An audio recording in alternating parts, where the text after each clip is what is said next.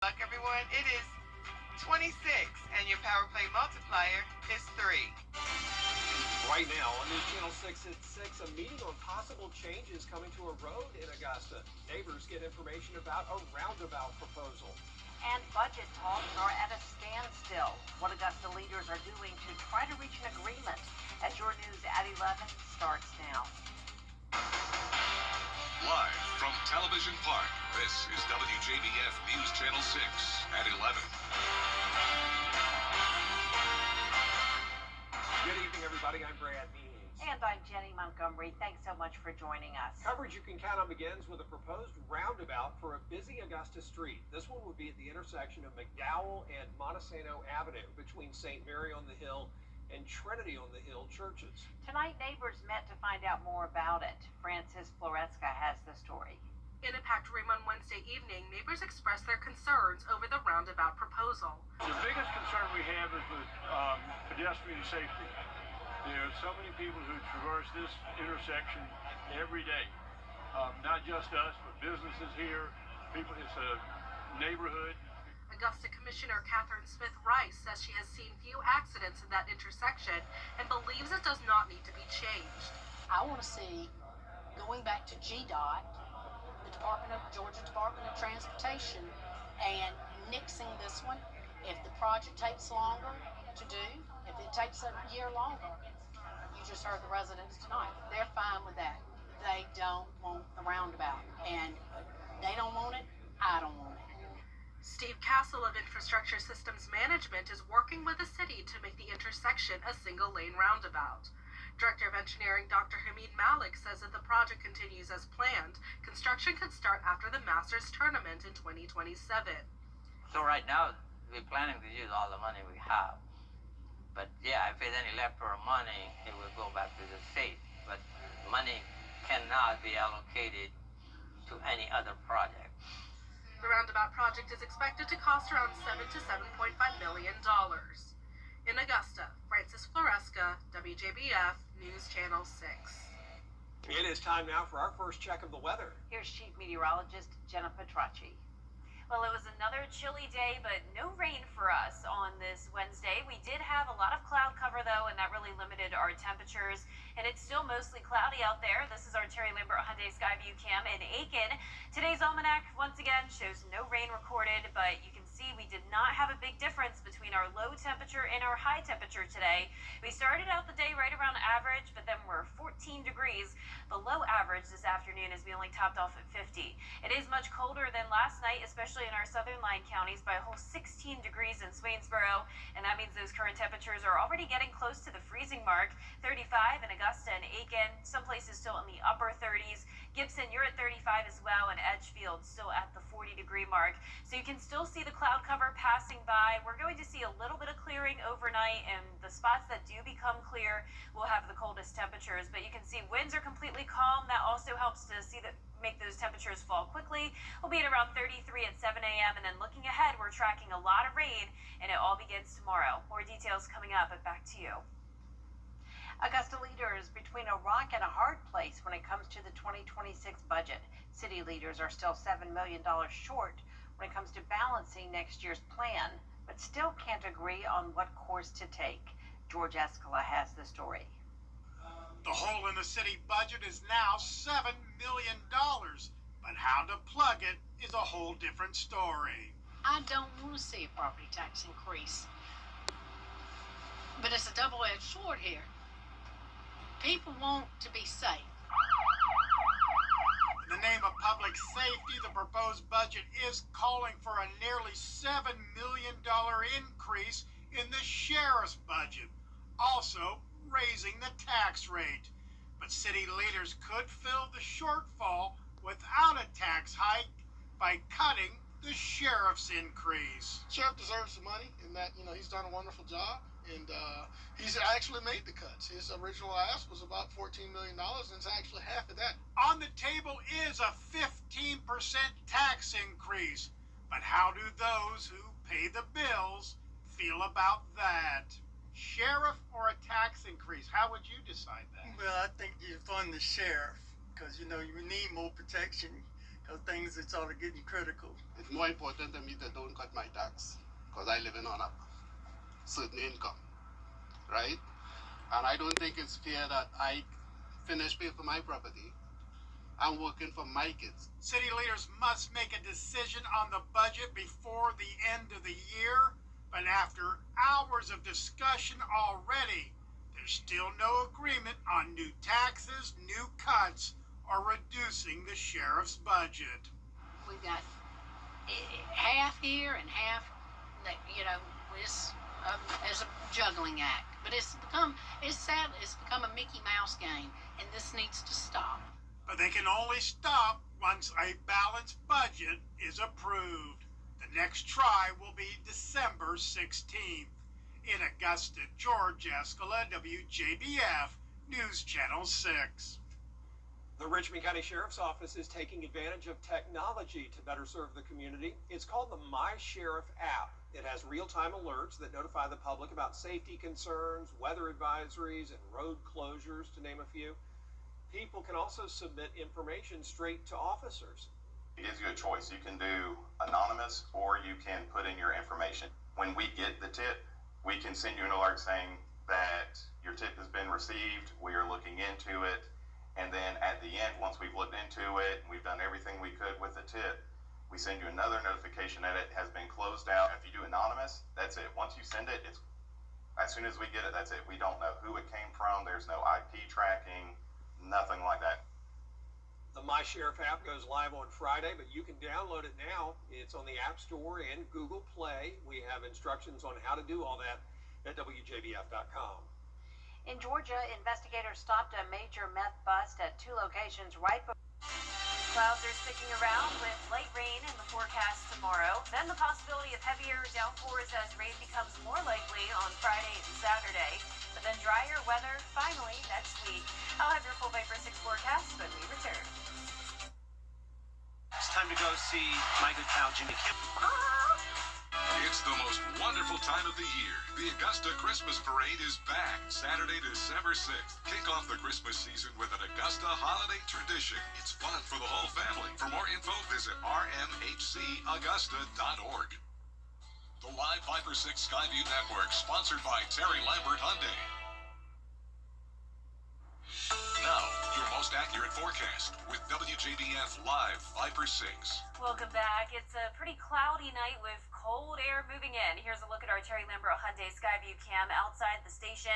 We're just a hair above freezing, sitting at 34 in Augusta with light winds out of the south. Dew points are also in the low 30s and around the CSRA. Everyone now below that 40-degree mark, so definitely much colder than it was earlier this week. Satellite radar showing some of the clouds starting to clear out, but overall still expecting a mostly cloudy start to our day tomorrow, with more clouds building in as we go into the afternoon. So not a lot of sunshine to look forward to over the next few days. We have a lot of systems developing over towards the west, and that's going to bring us rain chances over the next few days. So something we haven't had for a while, and that's significant rain chances for several days in a row. Highest chance is going to be on Friday. That's what we've been expecting all week long. But now it's looking more likely that we'll also have light showers tomorrow and then another round of rain on Saturday. So here's tomorrow. We're starting out the day dry, so even though some spots will be below freezing, you don't have to worry about any winter weather since the moisture isn't coming in until the afternoon when we warm up into the 50s. So once again, cloudy with light showers in the afternoon. Now, jumping ahead to the weekend, it is looking more likely, like I mentioned, for Saturday to see a good amount of rain. So if you do plan on going to any Christmas parades, please keep that in mind. Luckily, we're not expecting many heavy downpours or any thunderstorms, but this is just going to be pesky rain that's going to linger. But those rain chances do start to diminish as we go into Sunday. So here's our future cast tomorrow at 8 a.m. Once again, a dry start, but all of this rain building in by the afternoon. Now, I will say the future cast looks a bit more intimidating than it will actually be. This rain is going to be coming down super light, and that means tomorrow we'll only see up to around 1/10 of an inch, so no flooding concerns for Thursday. On Friday, there is the possibility that we could have some minor flooding. We're going to see rounds of more steady light rain throughout the day, and some of those heavier downpours possible as well.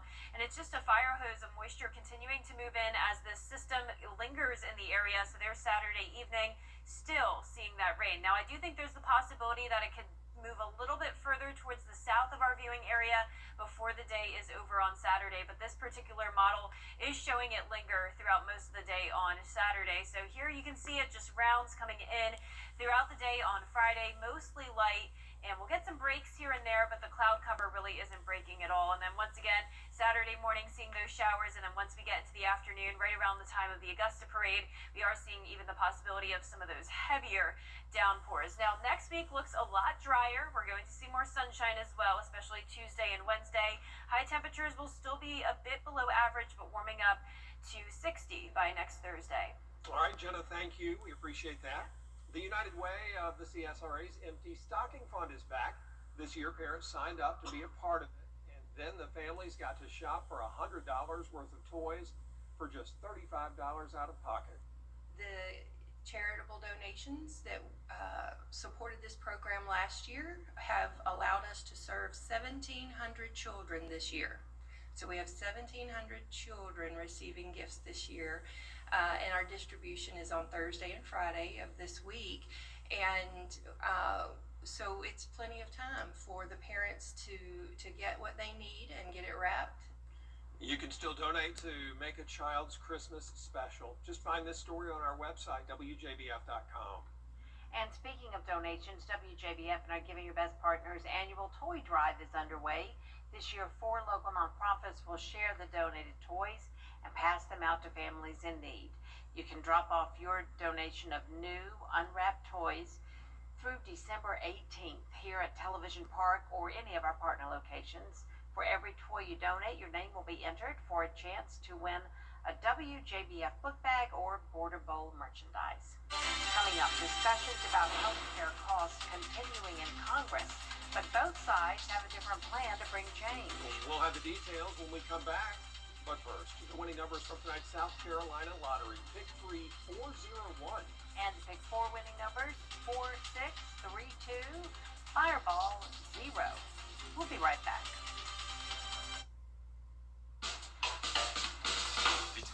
Coming up, it is National Signing Day. Hear from athletes all over the CSRA who are committed to playing Division I college football. That's coming up right after the break in sports. Some people hear the name good. Entertainment tonight, weeknights at 7:30 on News Channel 6. The live 5 for 6 mobile app. Download it today. Now, WJBF sports coverage you can count on.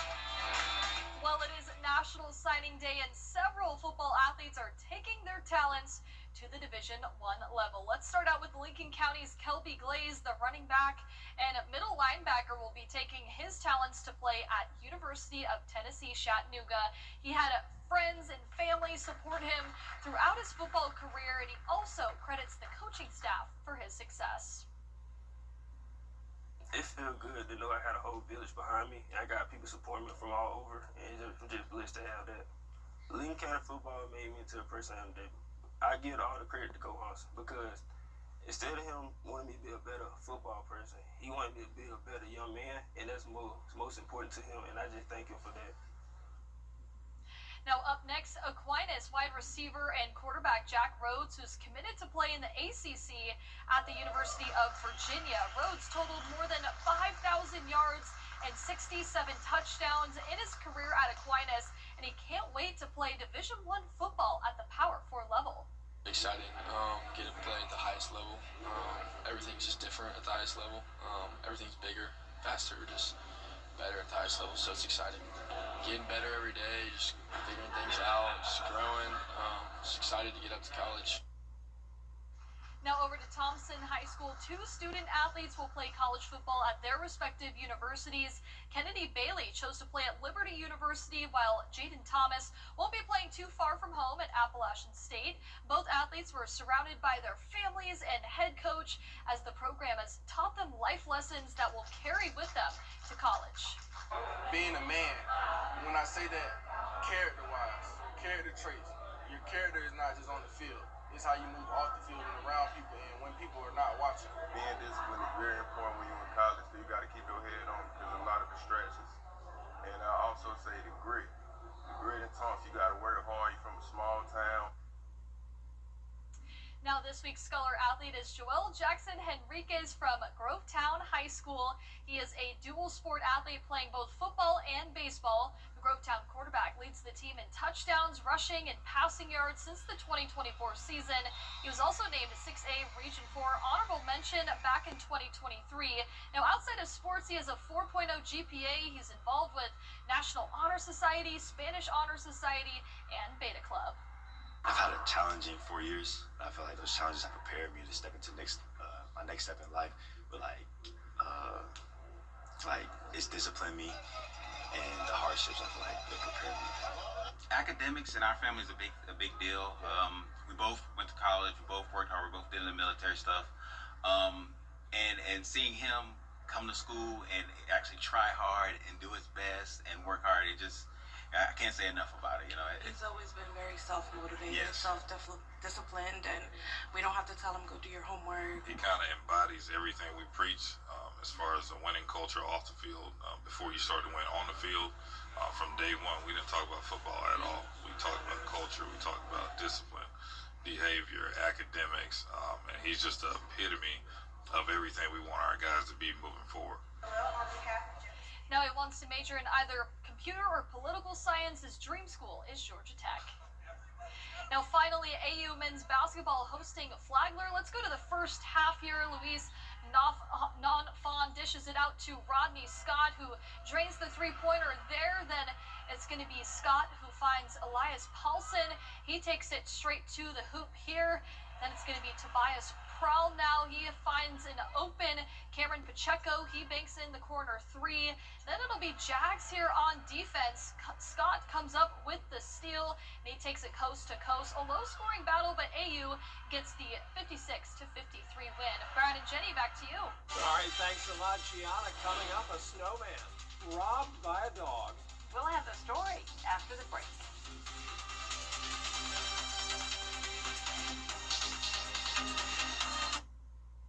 At Brookell, it's all fun.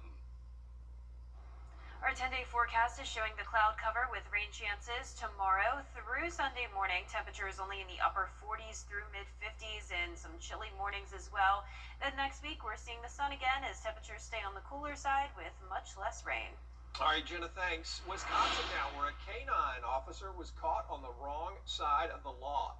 That's Officer Chase from the Pleasant Prairie Police Department, caught on video nabbing an arm off a snowman. Police say Chase was off duty at the time of the attack. In an incident report, the victim, identified as Mr. Frosty T. Snowman, claims Canine Chase ripped off his right arm and ran away. Kind of just plodded away. Well, How can you blame him? May have been thirsty, and there off he goes. that's funny. Oh, good police report. That's Yeah. funny. And that's our report for everybody. Thanks so much for watching. We appreciate it. Make sure you wake up with Good Morning Augusta. Have a great night.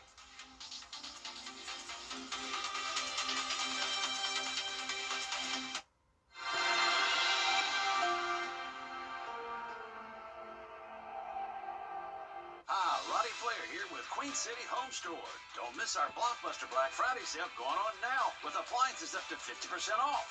Family size refrigerators start at just $4.78 and Whirlpool fridge door models at only $13.98. Top load lawn repairs start at just $6.98. Plus get free delivery and installation on select items. With 12 months interest-free financing and express delivery, nobody gets it to you faster. Visit your nearest Queen City Home Store location or find us at queencityonline.com.